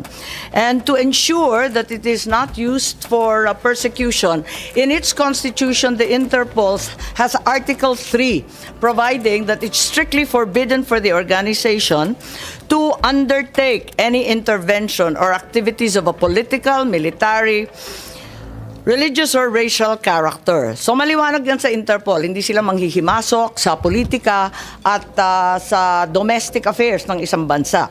Ngayon, eto na yung press con ng ating Pangulo noong March 11 ng 2025 at sinabi niya, andito yata yan, it's a request of the Philippine government from Interpol. And to enforce the arrest warrant, and of course we comply with our commitments to Interpol. We did not do this because it was derived or it came from ICC, but rather from Interpol. Because they asked us, we have commitments to them, we live up to those commitments. I don't think we violated the country's sovereignty. Bakit naman? Dahil consistent naman tayo, hindi tayo tumutulong sa investigasyon ng ICC. Wala tayong meron contact, pero not on an official level. We did not help them in any way. The arrest we did today was in compliance. Ayan, mabasa ninyo. Was in compliance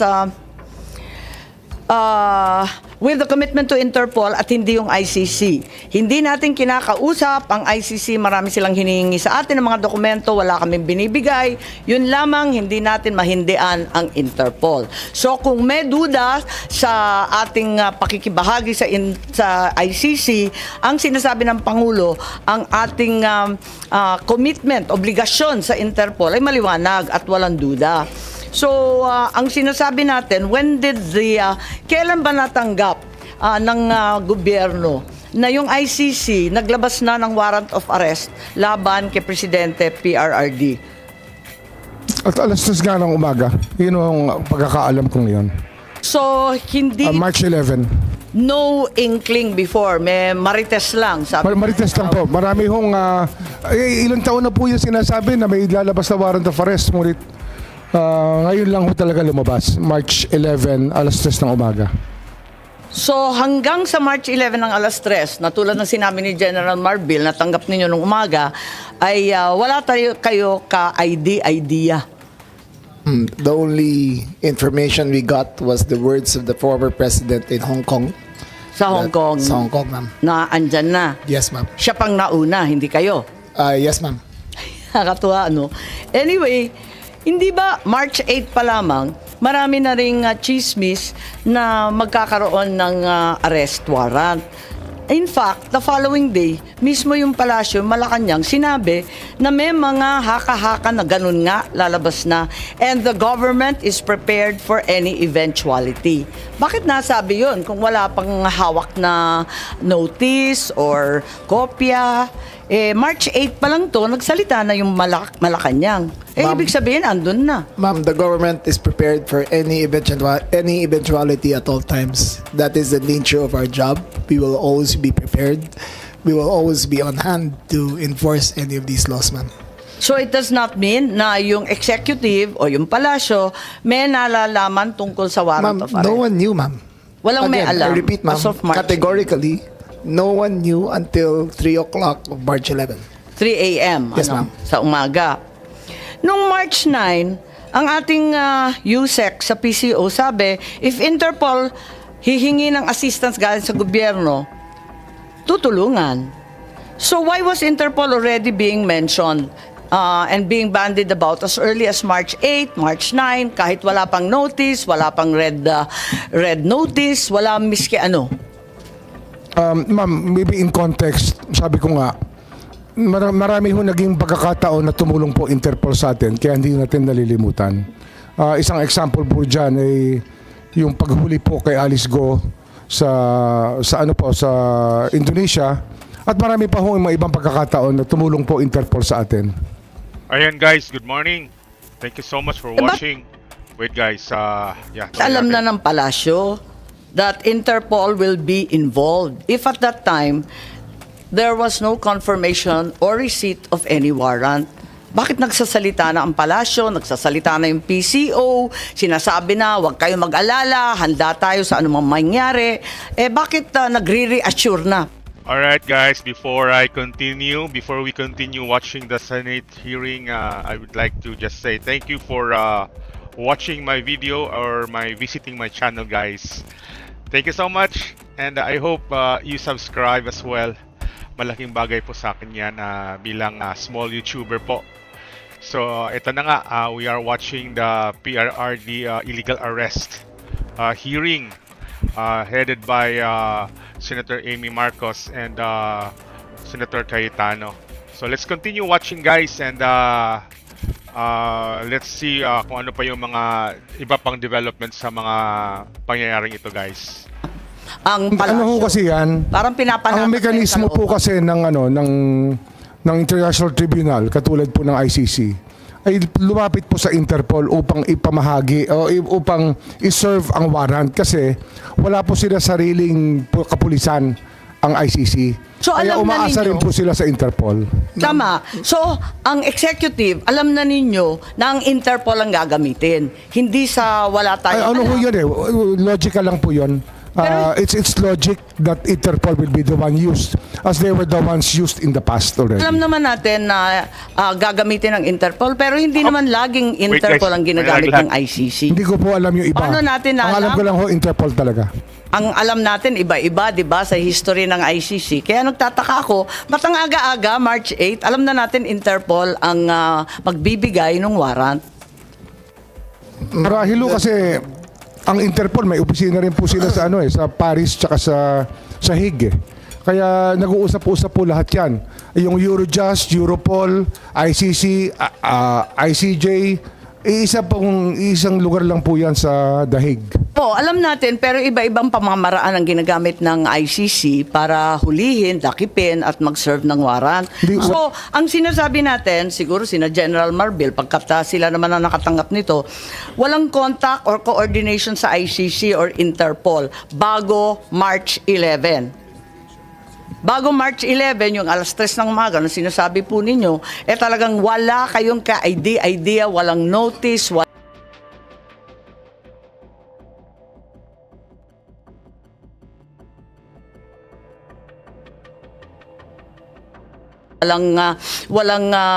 timbre, walang tawag, walang kaalam-alam ang Pilipinas tungkol dito. Ma'am, can I answer that, ma'am? Si General Marbil ang tinatanong po. Okay, pwede kayo magdagdag, ma'am, ya? Ma'am, wala po kaming communication with the ICC except for the PCTs lang po. We rely on the Philippine Center for Transnational Crime. Teka, so kauna-unahang pagkaalam mo tungkol dito sa warrant mula sa Interpol, nung Marso 11, ika-11 ng Marso, tama ba? Yes, Madam Chair. Sigurado kayo, ha? Yes, Madam Chair. Oo, okay. So, but you just said na it doesn't go to you directly. Sabi mo, dumadaan muna sa transnational crime. Pwede ba natin tanungin ang ating head ng transnational crime? Andito po si Executive Director Alcantara. Kayo ba ang una nakatanggap nitong galing sa Interpol? Magandang umaga po, Madam Chair. Tama po yun. Ang NCB Manila ang tumanggap po at 3 o'clock in the morning nung diffusion na sinasabi na may warrant of arrest na po ang ating dating Pangulo at yun po ang ginamit namin, pinan-out namin. Tapos pinadala ninyo kaagad sa kapulisan? Law enforcement agencies po ang pinadala natin, ang National Bureau of Investigation, ang Philippine National Police, ang Bureau of Immigration at pinadalang ko rin po ang Department of Justice. Okay. Maraming salamat. At may dadagdag yata si Secretary John Vic. Wala na, ma'am. Wala na, ma'am. Okay. At was a red notice, itong tinatawag na red notice, iyon ba ang pinadala ng Interpol, Executive Director Alcantara? Kasi ang binanggit mo ngayon, diffusion. Ang dumating po sa atin ay isang diffusion, isang commonly tinatawag na red diffusion. Teka, ang pagkaalam ko, iba ang notice at iba ang diffusion. Iklaro po ninyo. Alin na natanggap? Ipapaliwanag ko po. Ang red notice po ay a request for international police cooperation that has been applied for by a member country or entity that are distributed to every member of the organization. Opo, alam natin yon. Okay, pero ang sabi kanina, red notice ang natanggap. Ngayon ang sinasabi mo, hindi red notice, kundi diffusion lamang. Tama po. Alin ba talaga? Diffusion po. Walang red notice.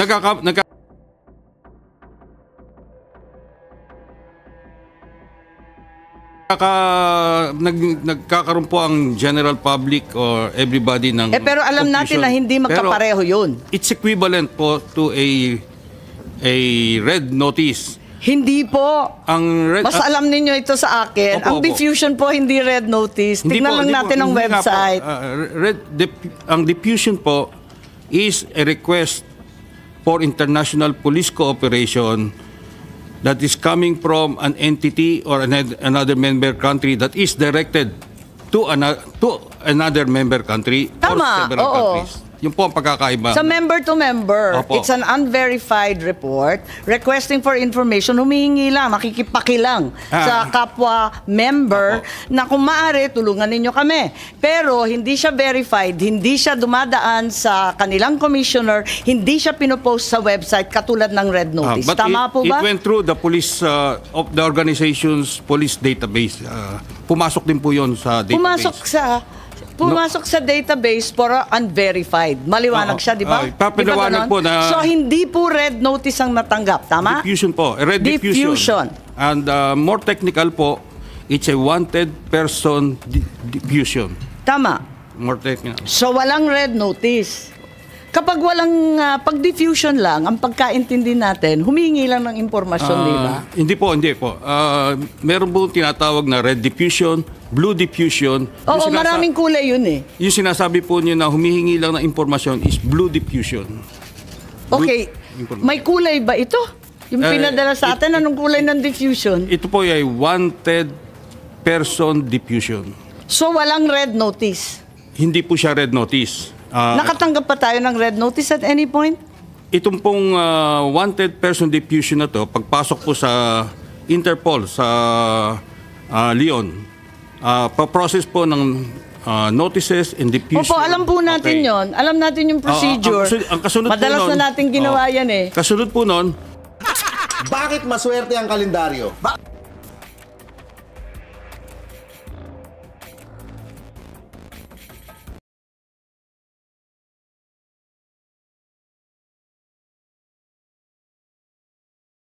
This time, dahil po may urgency, they decided na it will go through by so lumundag na tayo mula sa diffusion, hindi man lang na-confirm, hindi man lang napagtibayan, hindi man lang nadaan sa commissioner nila, hindi man lang nailagay sa website o naging opisyal, lumundag na po tayo. Sa diffusion pa lang yan mo. Hindi, kasi inaamin ninyo, wala namang red notice kailanman. It is our job to find it out immediately, disseminate immediately, because the nature of the diffusion is... bakit si Congressman Arnie Teves may red notice na, hindi pa natin nagagawa ng paraan? Hindi ko po masagot. Ma'am, yung kay Arnie Teves, kaya ho siya nahuli sa East Timor ay dahil sa red notice. Yun ang dahilan. Oo, klaro po yun, yung red notice. Kaya nga, ang pagkaintindi namin, red notice din ang sinasabi. Ngayon, lumalabas na wala kailanman na lumabas na red notice mula sa Interpol, kundi diffusion lamang. Baka dahil sa panahon, kasi mabilis po ang pagganap ng yung mga pangyayari. Mabilis po nangyayari. Kaya marahil sa ordinaryong pagkakataon, nandiyan po ang red notice. Dito, wala akong pagkakataon marahil. Madam Chair, gusto So, ko... ibig sabihin, ang katotohanan, walang red notice. Mag-ingat po kayo, you're under oath, makokontempt po tayo, dahil...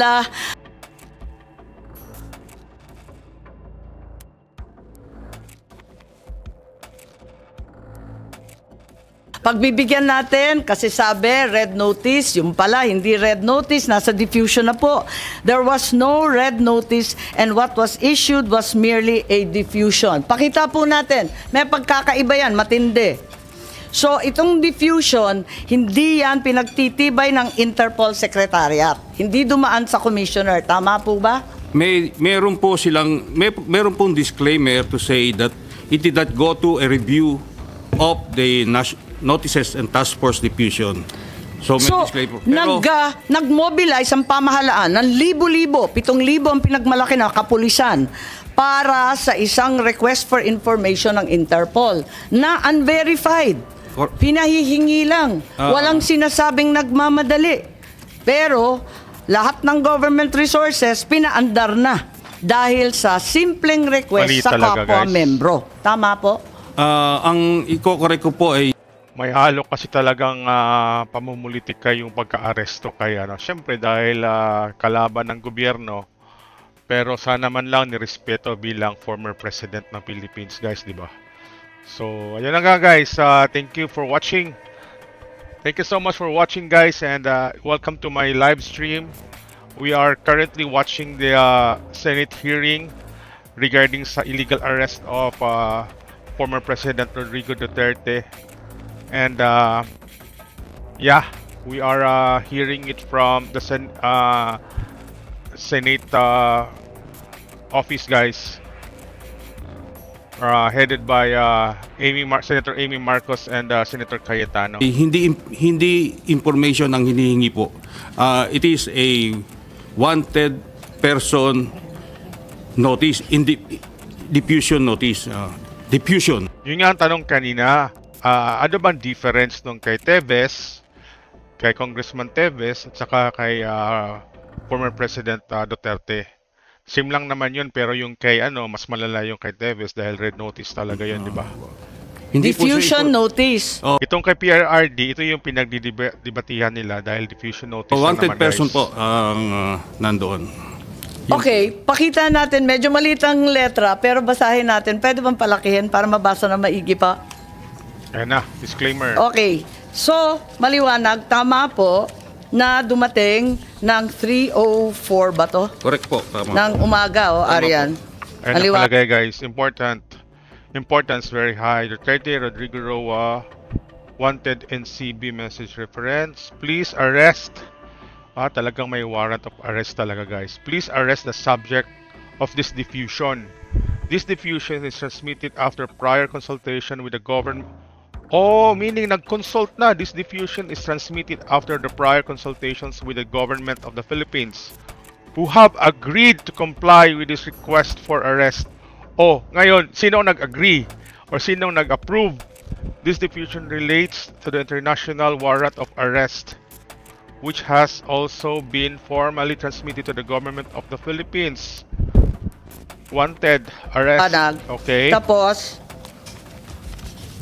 ang request dito, after prior consultation with the government of the Philippines. So, hindi totoo na March 11, 3 a.m. lang ninyo nalaman. Kasi nakasabi dito sa page 1, after prior consultation with the government of the Philippines who have agreed to comply with this request. Patay. Ibig sabihin, ang pamahalaan ay nakausap na, nakipag-meeting una, na. ikalawa, sumang-ayon na. Yes, nag-agree na. So, ibig sabihin, ito formal transmittal lang. Walang sinasabi dito na biglaan ito. Kaya nga, March 10 pa lang 7,000 ng pulis na ang minobilize Overkill. Bakit sinasabing ganito? Yung sinasabi po nyo na... Hindi, binabasa ko lang ito Opo. Ang matatanong po natin dyan ay yung nagpadala po nung yung nag-apply po, ICC. Sila po naglagay niyan eh. Hindi po tayo. Ibig ko nagsisinungaling ang Interpol? Hindi po Interpol ang nagsisinungaling. Yung gumawa pero ang Interpol ang sinasabi ninyo eh. Sabi nila dito eh, itong diffusion ng Interpol pagkatapos ng konsultahan sa pamahalaan. Tapos sinasabi pa rito na hugas kamay ang Interpol at hindi pa sila gumagawa ng compliance review. Hindi pa nila naimbestigahan, hindi pa nila napapatunayan itong diffusion. At kung may duda, sabihan na lang sila kasi hindi pa daw nila naaasikaso. Yan yung sinusunod nilang format, ma'am. Hindi ho lahat na sinasabi dyan ay gano'n na lang po ang katotohanan kasi nag-iingat lang po sila na makatabig sila na mali. Kaya marami ho silang paniguradong mga salita sa kanilang form letter. Form letter po yan eh. Sasabihin nila na... Could we use your house to... Wait guys. Wait, my ads ulit.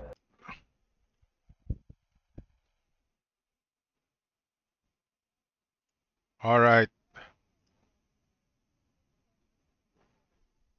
Gobyerno ng Republika ng Pilipinas, ang palaisipan ko po, sino ang kausap dito? Dahil hindi naman po kami ang kausap. Sinasabi ninyo, palusot lang to, hindi to totoo? Hindi po, yung form letter. Paano tayo maniniwala sa Interpol Yun po yung kanilang form letter.